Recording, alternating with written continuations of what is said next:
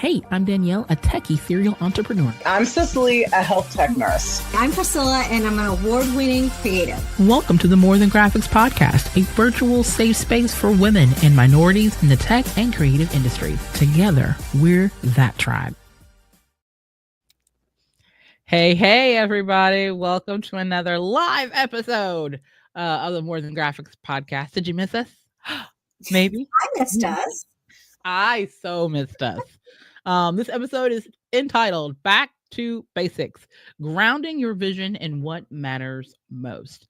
So for those who are new, welcome. MTG is celebrating its recent nomination as a 2025 Purpose-Led Podcast Award nominee by Digital Women. More Than Graphics is a multi-award nominated podcast ranked by Listen Score as a top 10% podcast for more than 3 million registered podcasts globally. Like, wow. Just a little thing. Just a tiny little thing. Yeah. Glowing. But yeah, we're really going outside the margins today. Back to school, all the things. We're really going outside the margins today with this episode. So for those who don't know, I'm Danielle. I'm your techie retro pixel sorceress, a serial entrepreneur who advocates for women in the digital and entrepreneurial spaces. And I'm Priscilla, putting my phone on mute. And I'm a creative who mixes old school wisdom with modern inspiration. And I help others find gratitude in a world full of screens. Oh, I'm so excited for this. Okay, so if you haven't listened to our latest episode, it is themed Ground, and it features Bear Health founder and creator Kwame Tara, the founder of Bear Health Systems, who's on a mission to close the life expectancy gap in Black communities. Me and Cicely got to have a really good one-on-one with him, and Kwame's just an amazing person.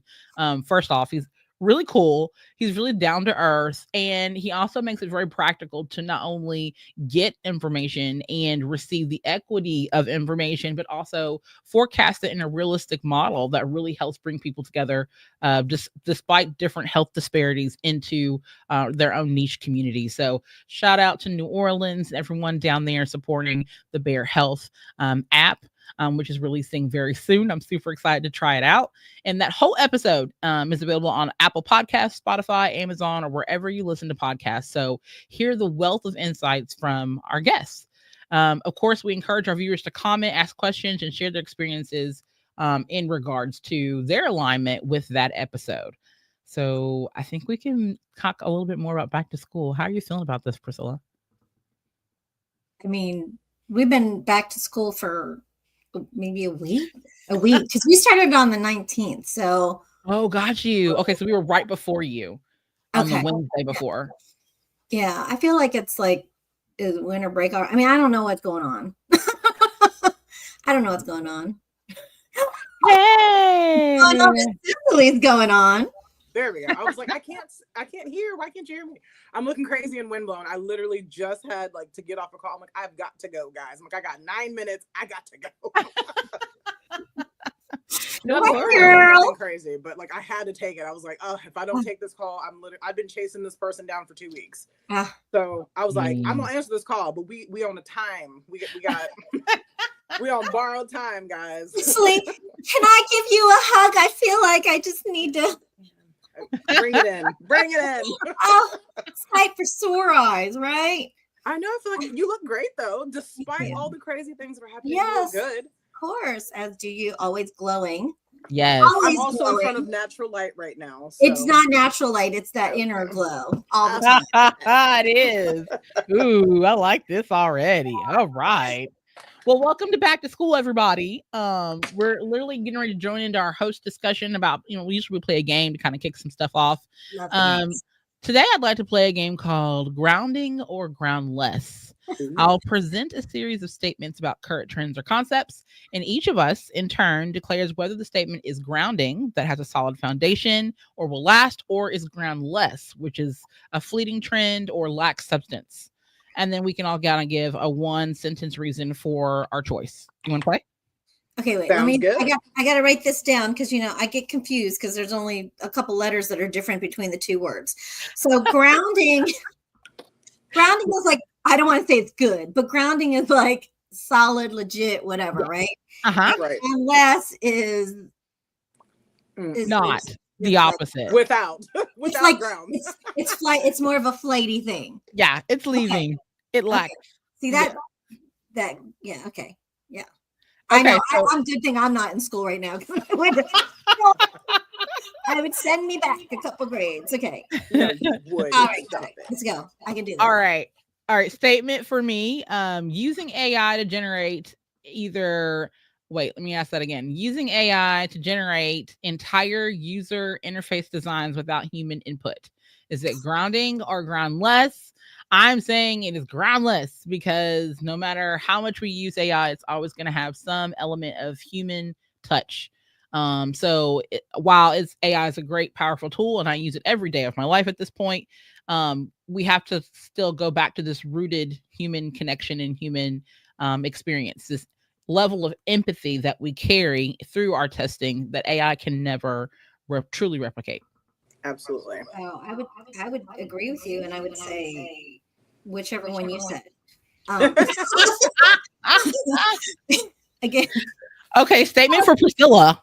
I felt obviously. Yeah, it's like Popeye teacher. Priscilla, yes, what she said. Yeah. What she said. But no, I think like AI, I was for a long time a no way, Danielle. And she'd been trying to sell me on this for years. Mm-hmm. Now it's like each of my AIs, they have their own names, and they're board members, like that. Yes. But, but there is a thing, right? It's like, but I think as a creative person, especially for me as a, not only just a writer, but just the brainstorming in general, it's like, I think my mind as I say my creativity is my zone of genius, but I have finally found like that perfect brainstorming person to riff off of. Yeah.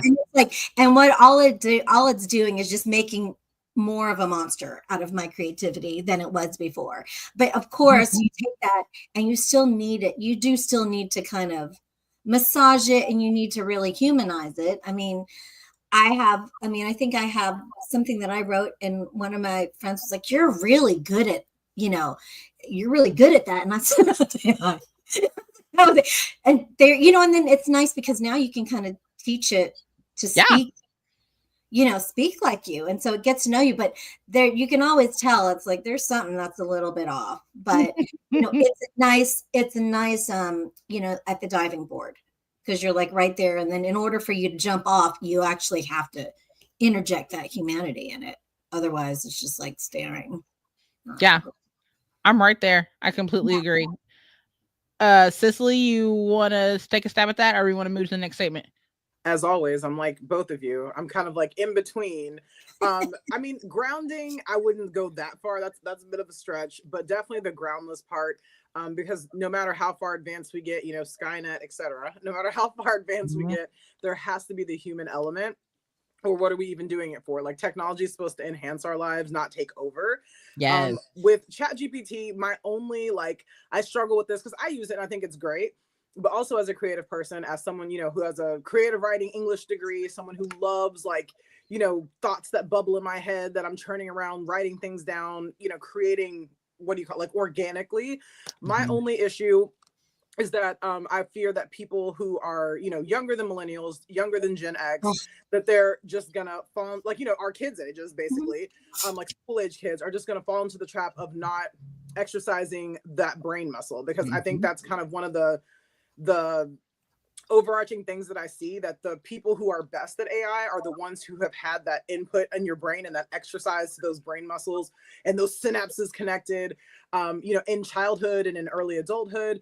Whereas our kids, unfortunately, high schoolers, middle schoolers, elementary school, they just they may be creative kids, but technology has taken so much of that natural brain work that we had to do. Imagination, what's that? I literally created characters and came up with stories and had imaginary friends and made up stories for my bears and my Barbie dolls. So that's my only worry with AI becoming it's still staying groundless for a long time, because people will not be able, hopefully, they will be able to, but it seems like right now the trajectory is that the younger generation who are not able to exercise those creative muscles in the same way because of technology, it's impeded some of that they may not be able to see, like, you can think without this. This is a tool. This shouldn't be taking over your essay and your college personal statement and your assignments, that this is just to help, like, proofread it, sure, but don't let it create your entire, like, don't let it tell you who you are and tell you what to do. You have to make it work with you and for you, but not work as you, or not take over, your identity. So I think that's kind of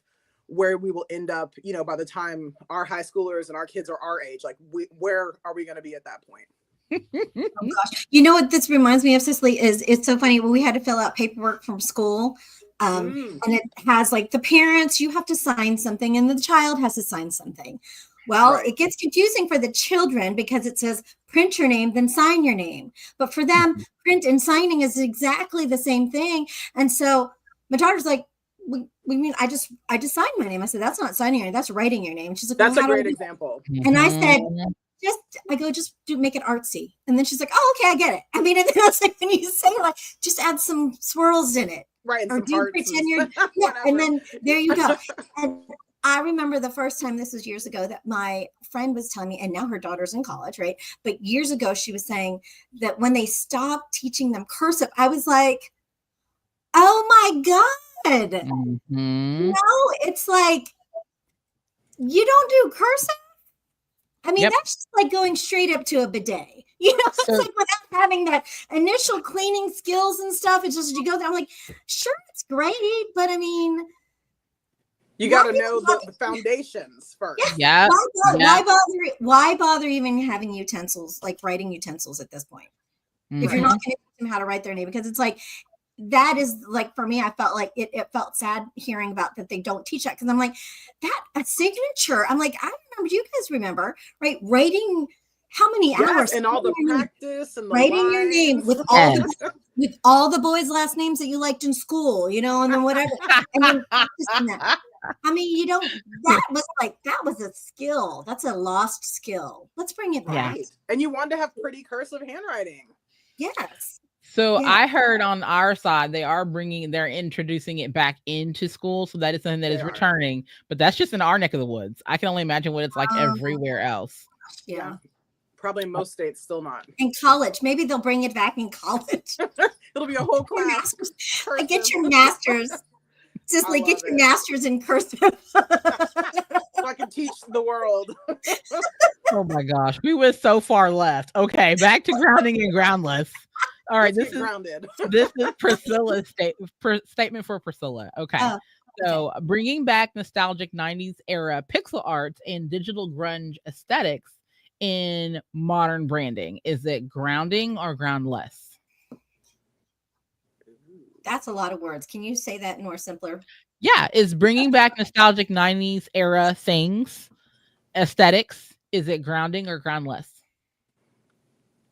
I think it's I like it. I think it's grounding because it's kind of like bringing back, like, you kind of like what Cicely said, kind of like what we're saying, right? All that stuff from the past, it grounds us because it reminds us of simpler times, right? And reminds us of like basic things. Because, I mean, I don't know. I guess it's a form of history, right? It's a form of learning history, and maybe that's I don't know. I mean, all I have to say is I do feel as if it is definitely, for me, I have to look at my list. It is not groundless. It is grounding, just because, I mean, that's just, I don't see why not.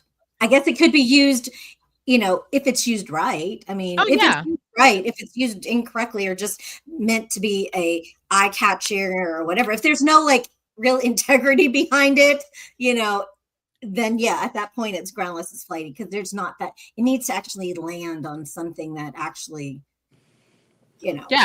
like I would like to say, and just to give you an example, like, in means of branding, and we talk about different brands that have used 90s nostalgia, because we know what speaks to us those 90s kids. We understand, like, the Tarragacci little Tamagotchi. Tamagotchi. Yeah. I'm sorry, I totally butchered it. I was gonna say the other one, and then I kind of changed it.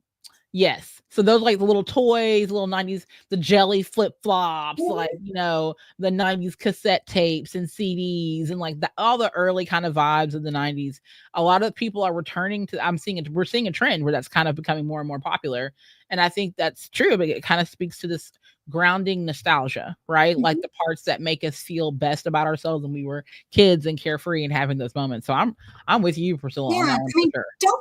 Don't bring it back just to be on trend. Don't. Right. That's I'll just do the eyebrows and you can figure out what I mean. Okay, Cicely. I agree with for the same reason as you mentioned about nostalgia. And also I think it's important to know, like this is just kind of like through history, through anything in life, it's important to know about origins so that you can better understand what you're currently using, and then also see how to positively move forward. So all those, references that we can make, like our kids may never know what a Tamagotchi is, which is very sad to me. They may never know what a Lisa Frank Trapper Keeper is.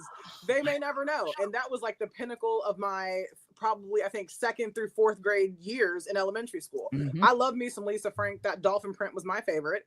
And it's one of those things that if you're working with it, like you said, Priscilla, don't just do it to be trendy. Don't do it to be cool and to like, let me just ride the wave and go with the next new thing. I think it's important to know that like, that was a time was had, and that was a moment of nostalgia, like you mentioned, and a moment of real history for a lot of people, and for formation of their childhood, formation of identity, expression of art. So I think all those things are really important. So grounded for sure. Yeah. Oh, okay. Uh-huh. Well, I wanted to say like another thing, because you were talking about branding, right? And you notice like as far as there's a lot of brands that they come out and they use all those, retro fonts, probably went to Canva, retro font, find it. Mm-hmm. And I think like it's like, as somebody, right, I think it's fine if they're using it like in their campaigns, or unless that is their brand.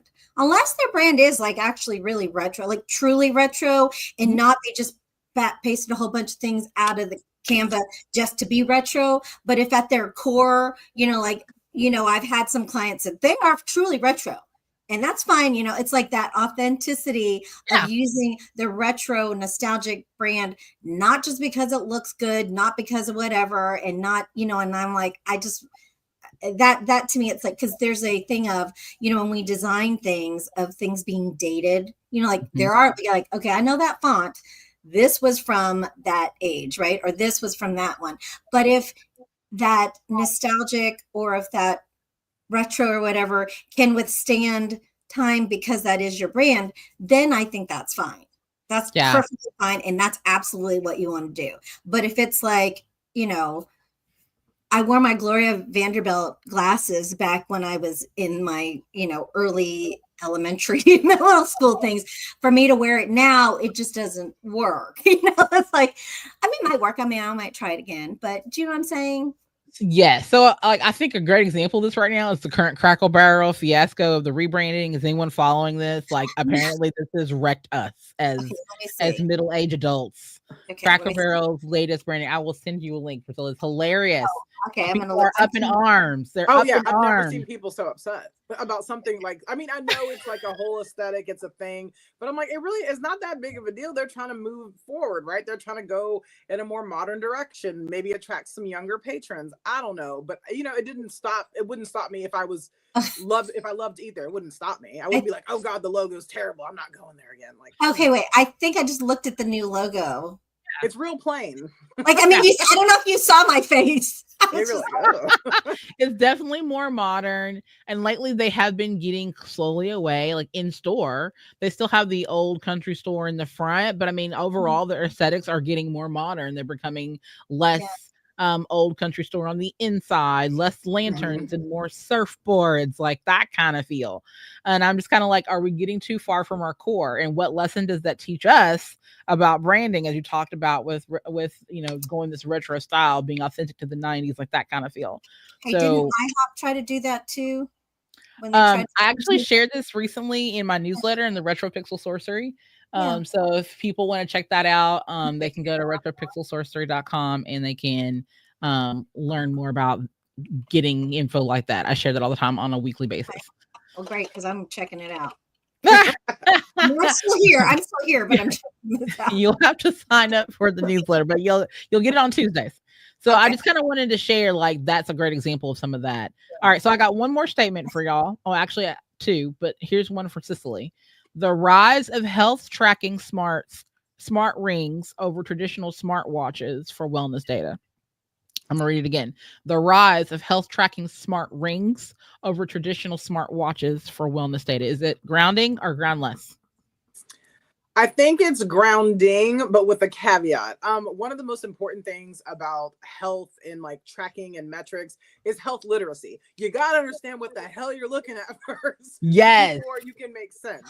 Like me looking at my Apple Watch, which I love my Apple Watch. I've got an old one, so it's a little itty bitty tiny baby Apple Watch. But me looking at my Apple Watch and my activity tracker and fitness trackers and like calories burned, none of that will make sense unless I understand like my personal goals, what that means for my health, what a high heart rate all the time means versus what a low heart rate all the time means, what my specific conditions may be. So to have information just to have it, which I think unfortunately happens a lot. Like we just have a whole bunch of, excuse my French, shit that we that's thrown at us all the time, all this information. But if you are unable to decipher that information and you're not able to disseminate that information and understand it in a way that makes sense for you, it's like you might as well just put your hand right here and check your pulse. Like, what's the difference? At that point? Okay, great, I'm alive.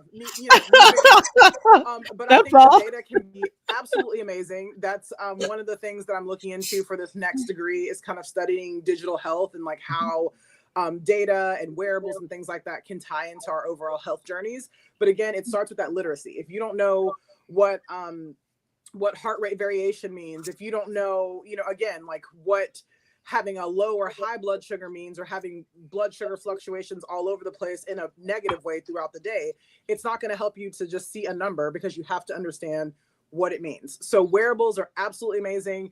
I know that they did a lot of studies during COVID with wearables, like Oura Ring worked with the NBA. So they did some things about like predicting COVID based on like elevated heart rate, based on elevated body temperature when you're sleeping. They're doing some studies now to tie that into pregnancy and fertility journeys, which I think is amazing. Yes. But again, if you don't understand the basic mechanisms of how something is supposed to work or how it doesn't work if you have certain conditions, then having that information is not going to help. It's just going to be another $200, $300, $400, $500 thing that we buy, that we spend all this money on, that we, attach to another app that's on our phone to just take up space. So as long as we understand what that data is telling us and it can actually help to improve health outcomes and our longevity, then I'm all for it. But that education piece with any of these people who are coming up with these wearables needs to be there first and foremost. Ooh, I love that. Thank you for coming to my TED Talk. Snap, yes. Snap in the formation. Yes. I love that. So okay, I got one last general statement for everyone to respond to.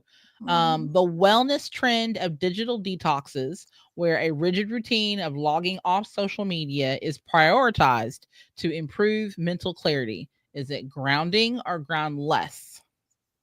Digital detoxes. I mean, like I was gonna say, somebody scream grounding, because I feel like we need breaks. In a world full of screens, all the things, like Priscilla, I'm thinking of you too. Like, I know this is a big advocacy part for you. Like, in a world full of screens, we need human breaks. Yes.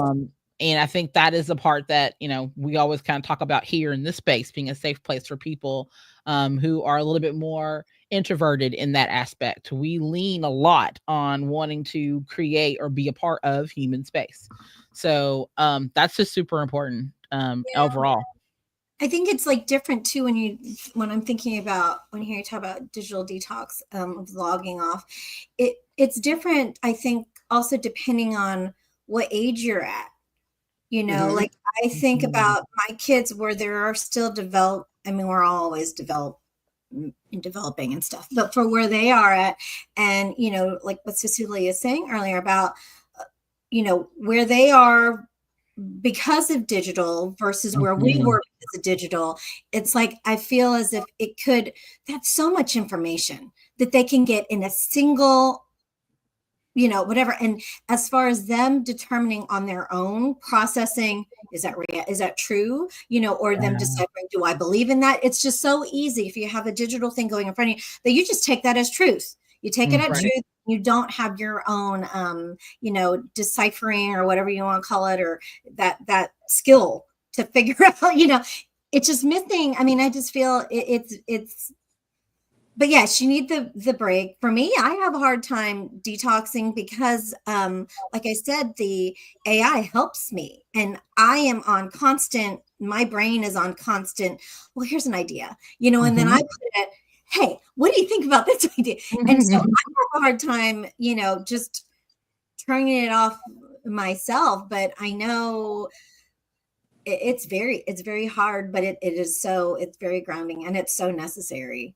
Because eventually, like I've just been using this example lately, at the convenience store or whatever, where you have the fluorescent light and it starts like fritzing or whatever. Yes. I feel like that could, that burnout, that mental burnout could happen very quickly if you're on, like when we binge watch on TVs or you're just staying on there. Eventually, it's like, it's just going to shut off and zombie. Yeah. Completely agree. Agree. And I think that kind of leads into our segment 1 of this topic, which I'll try to complete very quickly. Thanks for playing the ground and groundless. Yay! Thank you, ladies. Establishing all the things. Segment 1 really focuses on the root code, getting grounded in tech's foundational principles. So the discussion around this is really kind of, how does ignoring the basics lead to digital products or projects that are shaky or unsustainable? And so when we talk about ignoring basics, what does that look like for me? That's like, the basic coding principles, is understanding system architecture, maybe focusing on more user-centered design rather than just a few trends, right? We're talking a lot about trends earlier on. So how does ignoring the basics lead to digital projects that are shaky or unsustainable? Priscilla, you want to go?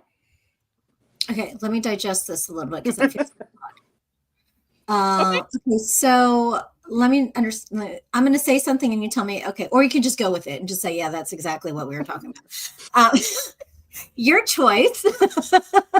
Safe space. Like I think about this is like a conversation that I have with my friends about, as far as in the design world, right? Like you can learn so easy, like I'm on Canva, I'm a designer. No, that does not make you a designer. It's like you have to go, if you don't know some of the basic skills or the essentials, something is not like everybody, right? Danielle, this is like everybody's a designer. Sure they are. Sure, they are. Everybody is a designer. But is everybody a good designer? Is everybody a smart designer? I mean, everybody knows why things look good, but even if you see something that looks good, do you know why it looks good? Do you know why you are attracted to it? Do you know why? And it's like, there's so much behind that. Like if they don't know the psychology of like colors, or they don't understand about how different fonts mean different thing, or, like even looking at why do you like McDonald's? What if McDonald's was like, green and brown? Right. I don't know. I mean, yeah, I guess if you wanted nature food and stuff like that, but that there is deep. I mean, it's so much more than what just throwing a thing on it, like with everything, right? Even like painting. I mean, some people can get away with just an easy thing and they can do the easy way out, but is that really, going to be that sustainability thing? Yeah. I think that's exactly where I was going with this. Thanks, Priscilla. Right, because my convenience light just went.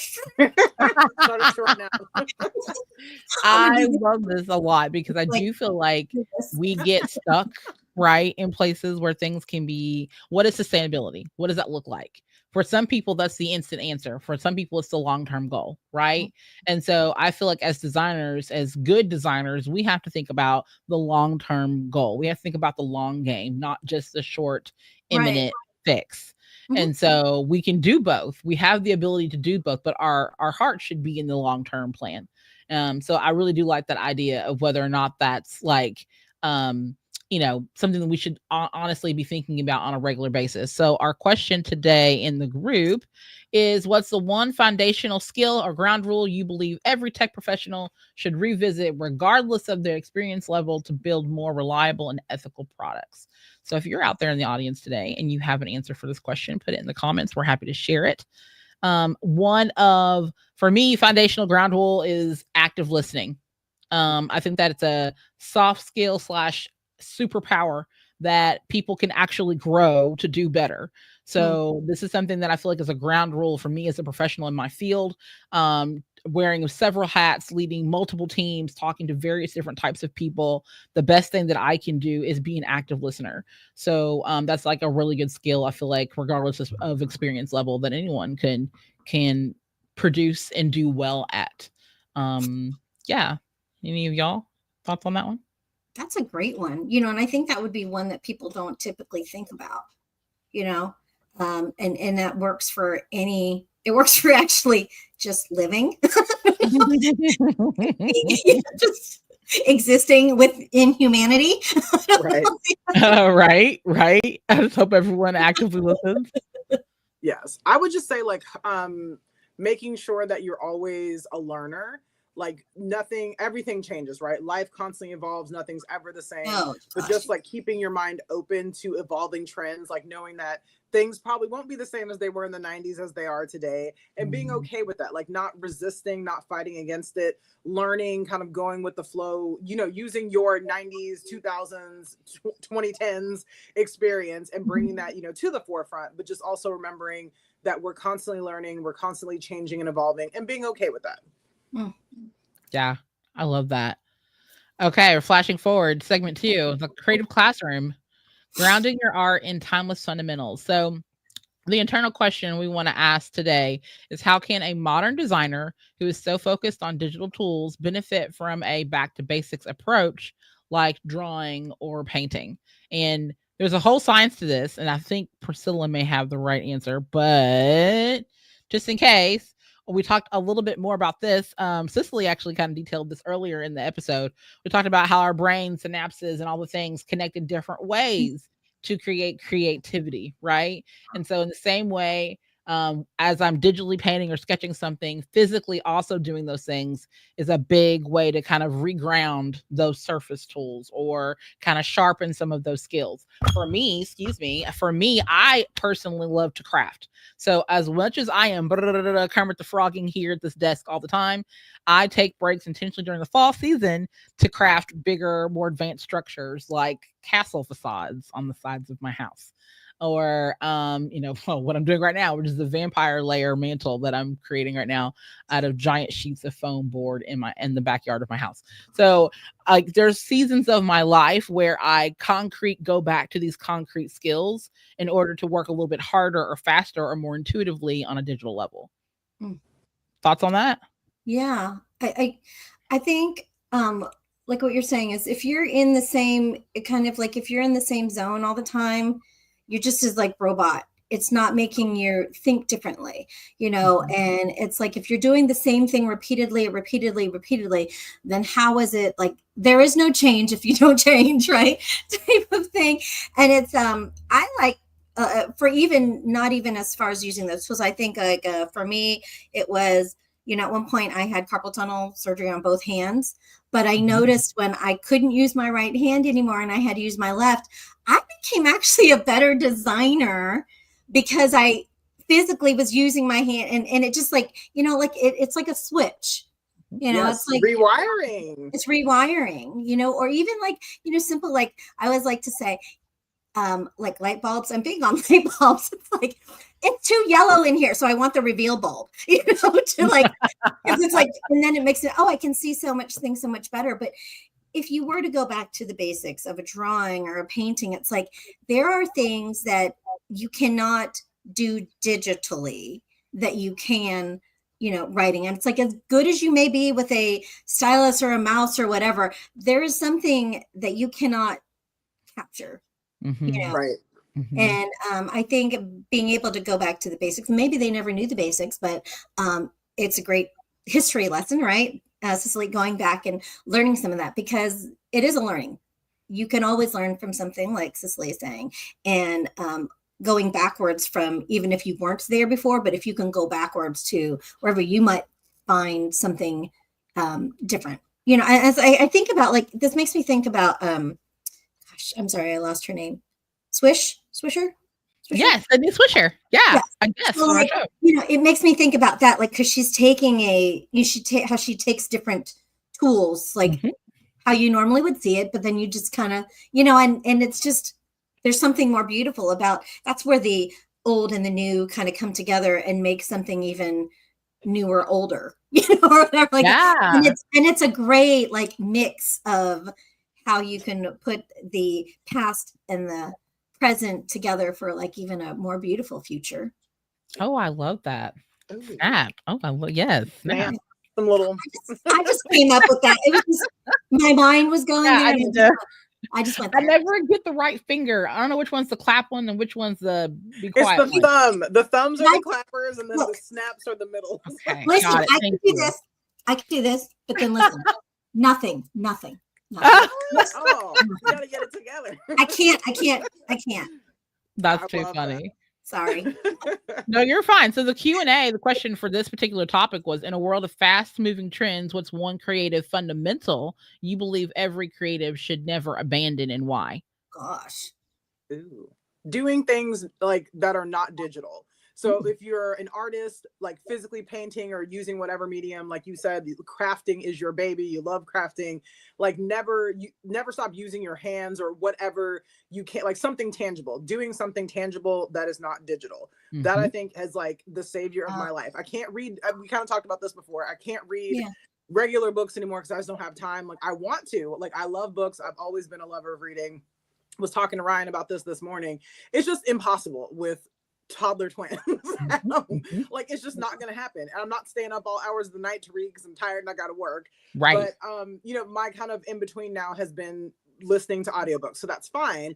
But to kind of offset the fact that I don't physically, like I have books, I just can't read them. So to offset that, I still write in a journal. So like I'm writing stuff every day. Like I have notepads, there's post-it notes all around.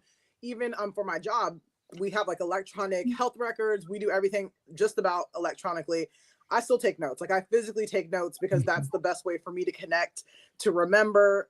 Like if I type something, 99% of the time, I'm not going to remember what it was or what, like I will remember what we talked about because I took notes physically. But if I just had to type it, it would never happen. So never losing like that grounding in, you know, I guess basic tools. I don't know what you call non-digital tools. Like I don't even have a word for that anymore. Like it used to just be like the way you did things. Yeah. Context tools, tactile tools, maybe. Tactile, I don't know. Yeah. Because, you know, they have like religious and secular. Those are the opposites. Then you have technological and what? Right. That's something. Yeah. That's where I went to tactile. I was like, maybe that. Yeah, so tactile is a good way. But yeah, always like remember to go back to the basics, and that's the tactile thing. So that for me has been what keeps me grounded because I need to write. Like I need a pen, paper. I'll write on the back of anything at this point. Just let me write. You know, I would say for me, the one creative fundamental would be always color outside the lines, you know, because it's like what it is. I have some but no, I mean, in that sense, what I'm meaning is, you know, as creative people, we always think outside the box. But I think even in the digital space or any of this stuff, just think a little bit outside of what that norm is, you know, like how it is, you know, like with the AI thing, it's like, I was like, no, I'm not doing this because I am creative and I don't need no AI to tell me what to do. But I remember you resisted for a long time. You know, I resisted. And now it's like, she's like, you know, like my besties. Dear Chatty. No, but it is. It's like, how is it that you can use any trend or any tool? How can you use it to push? I mean, if you're creative, it shouldn't be a problem. You know, like how can you use that to push it a little bit further and be outside, maybe be outside of the norm. I love that. I love it. Okay, y'all, moving on to segment 3, ground zero for wellness. Our last one, building your health curriculum. The internal question is, what are some key pieces of foundational health information that women are not often taught in school, but are vital for their well-being? I'm only rolling my eyes because we're not taught anything in school. We know nothing about our health. Unfortunately, even I don't know if you all in your schools in elementary and middle school, like for girls specifically, you have like the period education. Like we didn't have sex ed. We just had like, this is your period. This is how your body's changing. It's like the puberty talk. I'd already had that talk with my parents. So I'm like, I'm good. But I feel like we don't have like just a regular biology talk. Like I think it's been weaponized and it's been like, just turned into things that it should not be, but it's literally as fundamental as your ABCs in writing, like knowing how your body works, not to promote sex at a young age, not to promote, anything else. Like it's not religious. It's not secular. It is literally just science. Yep. You need to know this is what happens with your period. You need to know as a boy that girls have periods. You need to know, just those basic anatomical functions, what the correct name for this thing is, what that is. Not be ashamed to talk about those things because 50% of the world, maybe 51% is female. So at some point, most of us will have a period. We will go through menopause. So all of those things, if we can just start with the basics of biology 101 and just know what biological male bodies do, biological female bodies do, we can get into, transgender and kind of all the other subsets of biology a little bit later as age appropriate. But as a basic, I have a daughter, I have 2 sons. Here's how your body works. Here's how their bodies works. Here's how it's different. Here's what you may experience. And then I feel we wouldn't carry this like shame or uncertainty into perimenopause, into menopause. So we'd be able to make the most, for women especially, we'd be able to make the most of our later years, because no one still talks about menopause till now. Like I am 37 years old and there is just there's just now a movement. There is a digital health company, MIDI Health, MIDI Health, and they're at the forefront of this kind of menopause, perimenopause like talk. But in, from my grandmother, from my mom, it sucks. It lasts this long. I'm hot and sweaty. I'm irritated. And then it's over. Like that's, that's the education we got about menopause. So I'm doing the work now to learn more about how it may affect my body, how I may feel, because it's going to happen. As long as we live, it's going to happen. So I'm trying to get prepared.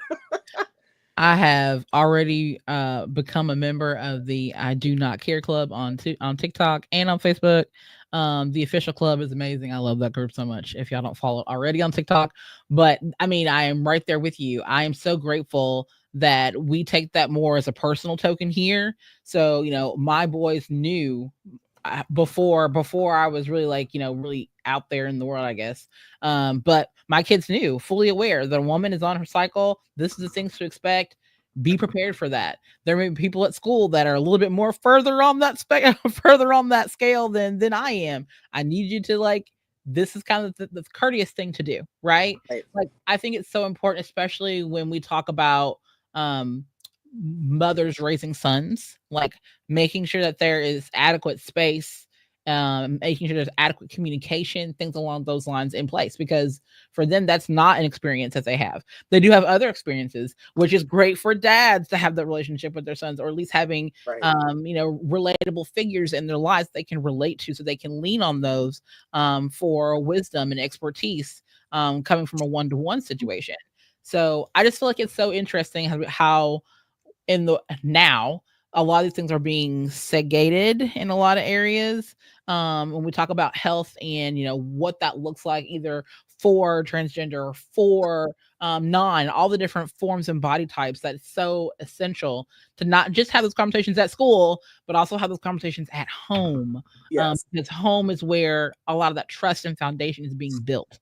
So if you're open to those spaces, your children will be able to fortify and create safe spaces for themselves wherever they go.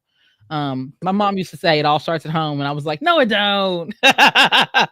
Rebellious me. No, it don't. And here I am. You know what you're talking about. And look at you now. Oh man, it all starts right now. Like right now, it starts now. So yeah, right there with you. The last question is, what is one foundational piece of health knowledge or simple habit every woman should get grounded in their youth, and why it's so important for long-term health? I think this right here is a great example of that. Everyone can have that type of experience or start that type of experience for themselves.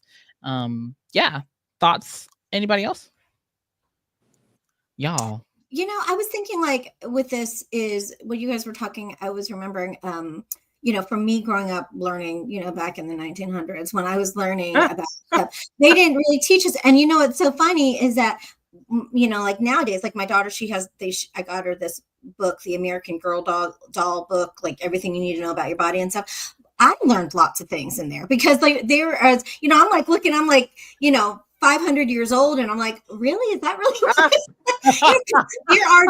there are missing things in which I did not realize, like some things. And I was like, how amazing. And then, you know, there are certain things in there that I can point out, pay attention to this one or this and that and that. And it's like, I want to have a book, an American Woman doll book, you know, for me.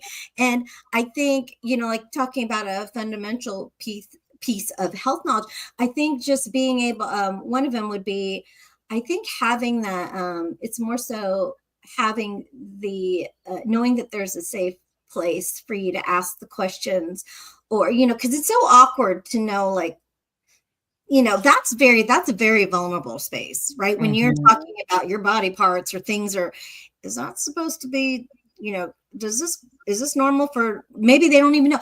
Oh my God, something's growing out of there, or something smells like, is that me? Am I a freak? Is it something? And it's like, you know, they need to have a place that they could say it and ask if that's normal, because they don't know.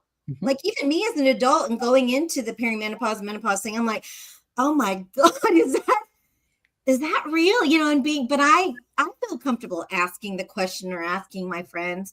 But then, hey, listen, if they don't have that place and they lean on asking AI or they lean on asking whatever, how do we know that they got the right answer? Yeah. They know that. So it's like, okay, yeah, you can lean into that places, but make sure you check with me and say, hey, can you confirm this? Right? Yeah. I love that. Check in and confirm. I think that's really the heart of it. I love that. Okay, ladies, I think we're at the end. Any other soft takeaways? Any other takeaways you guys want to share? No, just that, what Priscilla said, and trust your body. Learn how to listen to and trust your own body. Trust thyself. Yes, trust thyself. Thank you. Oh, I love it. All right, y'all. Well, this has been fun. I have loved this. This has all been very grounding for me. Yes. I don't know about you all, but I feel very grounded in that. Feel free to check out again our latest episode with Kwame Tara. For grounding, it's an amazing episode full of all kinds of enriching data and information. And thank you guys for tuning in for another live episode of the More Than Graphics podcast. For more bonus content, subscribe to our newsletter, visit us at mtgthepodcast.com. And don't forget to connect with us on Instagram, LinkedIn, or Facebook, or by following the hashtag MTGThePodcast. So until we meet again, we're telling you that you're more than the work that you produce. You're more than your name badge, and you are most certainly more than graphics. Catch you next time. Bye. This tribe with a vibe needs you. Share MTG on social media, on your lunch break with peers, or send an episode to your techie bestie. This podcast is produced by Octane Design Studios. Catch you next time.